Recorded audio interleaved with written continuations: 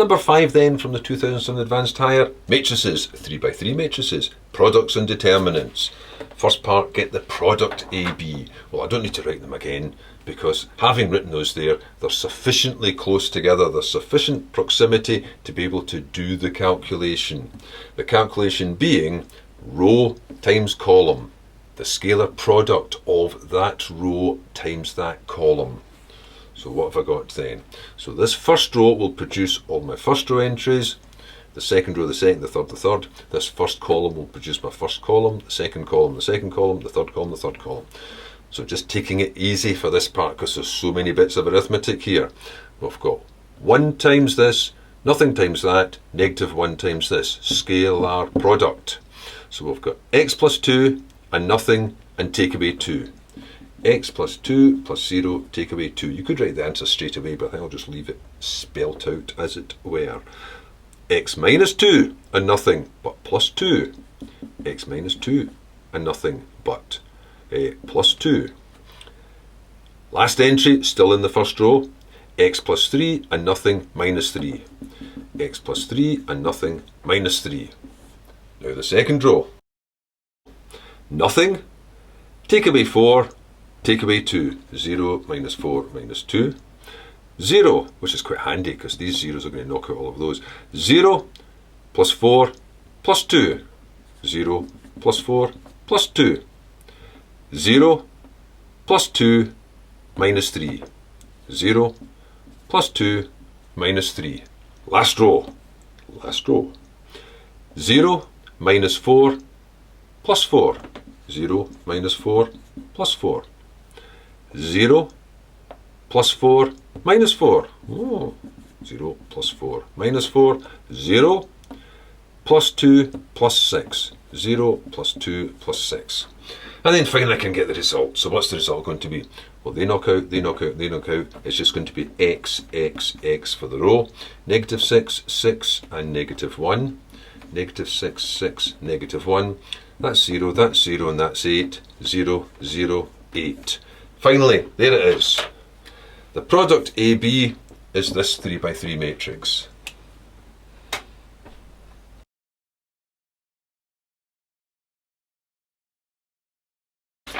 Now for part B, obtain the determinants of A and AB.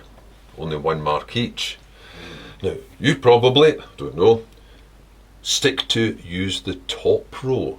Use the top row in the matrix to work out the determinant.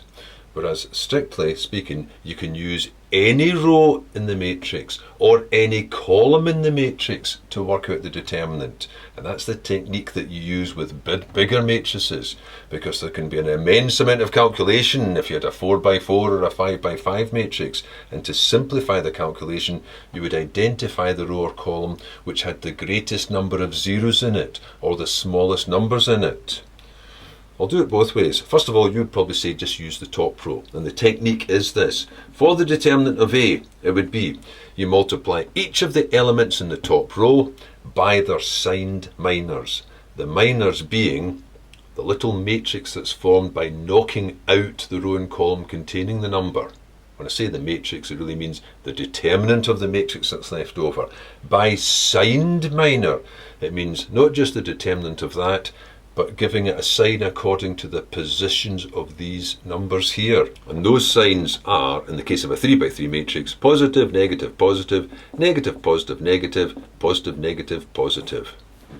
So if I want to multiply 1 by its minor is going to be a positive value. If I want to multiply 0, which is handy, I know it's 0, it would be a negative.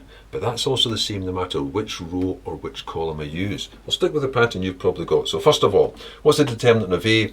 It would be 1 times its minor being knock out the row and column, and it's the determinant of this little 2x2 matrix, plus 0 times its minor, but 0's minor is going to be negative, so it will be minus 0 times its minor, which is nothing, -1, 0, 2. But of course, I know there was no point writing this down because it was a 0, but more of that later. Plus -1, maybe I'll emphasise that by saying plus -1, because -1's minor is positive. and negative 1's minor would be 0, 1, 0, 1. So if you'd set that all out, then the result of your determinant would be determinant of a 2 by 2 matrix, main diagonal, take away the other diagonal, 2, take away negative 1, that's 2 plus 1, that's 3, so I've got 1 times 3, that's of course 0, and then I've got negative 1 times 0 again. So all I've got for this is going to be 3. The determinant of A is 3. Now, that was it using the top row. Strictly using the top row, spelling it all out. However, you don't need to use the top row. You can use any row or column, whichever's more convenient, whichever facilitates it the easiest, and that would be this. Use the first column, because in the first column, I would have 1 times its minor, sign minor, 0 times its sign minor, and 0 times its sign minor. I'd only have 1 times its minor, sign minor, and that would be it. Now 1's in the positive position, so the determinant of that straight away would simply be 1 times its minor, 1 times 1, negative 1, 1, 2, which is 2, take away negative 1, which is 3, which gives me 3 straight off. Because that's the technique you would use if you had a much larger, like a 4 by 4 matrix, and you wanted its determinant. Normally what you would do is, instead of going through each of these times its minor, which would be a 3 by 3 matrix, you would use elementary row operations. If I had something like, well, not put that down, like a 1, 2, 3 and a 4 for these numbers with all the rest of them, use EROs to knock these rows down to 0, 0, 0 times whatever they change into. And then quite simply the determinant of the 4 by 4 would just be 1 times, knocking at their own column, this 3 by 3 matrix, instead of having to have all of those. Still, what's the next part? So, what's the determinant of AB? Now I'm going to use the same technique here. Instead of saying, using the top row, oh, that's going to be x times its minor, this middle term, but that'll be minus, so if you like, minus that middle term times its minor, and then plus x times its minor. I'm going to use the bottom row, because the bottom row simply says the determinant of the matrix AB, you can use any row, I'll use this bottom row, that's a positive 8, will be 8 times its minor, and its minor is 6x, take away negative 6x, which is another 6x. Well, if you're not going to bother putting in the elements, just the results, you should have used normal brackets. Indeed I should have. There's that dumpling effect in action. That's 12x multiplied by 8, 96x.